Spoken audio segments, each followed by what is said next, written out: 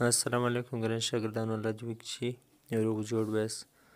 راځو د نن سبق ته. د نن سبق چې دی هغه بیا هم د مذهب او کائناتو یا د جهان په باره کې څه انګلیش الفاظ زده کوو چې هغه په دې اړوند دي. ډېر اډوانس او بیسیک بنیادي الفاظ پکښې دي.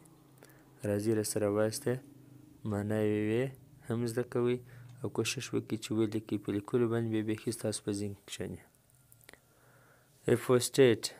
اپوسټیټ بېدینه. فاست روژه. فیت ایمان. کانفینین صحابي. فرګیټري عرفات. سیج ولی. انسپایریشن الهام. داسې یو خبره چې خدای پاک دې سم په زړه کې ور واچوه چې دا کار وکړه یا مه کوه. سینټ بزرګ ولی پیر سړی. تیزم خدای پرستي. ریلیجس مذهبي. کلیفیټ خلافت. ورډز د قرآن شریف آیت. ایسټیک زاهد تقواداره سړی. فیسټیول میله لکه اختر داسې میله.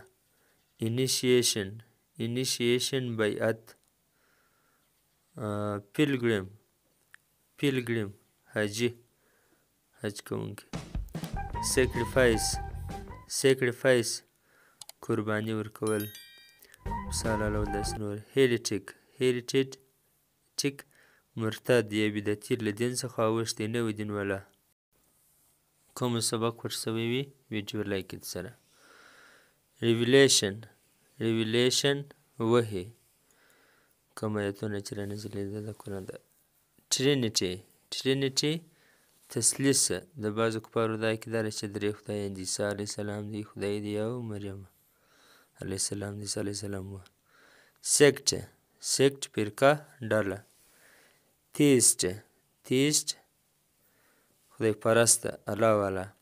پلفیټ منبر او ټرمپیټ سور شپېلۍ یا د قیامت په ورځ چې پکېږي ملایکې پکې. مننه دا و زموږ سبق. در بل سبقه ښې چارې.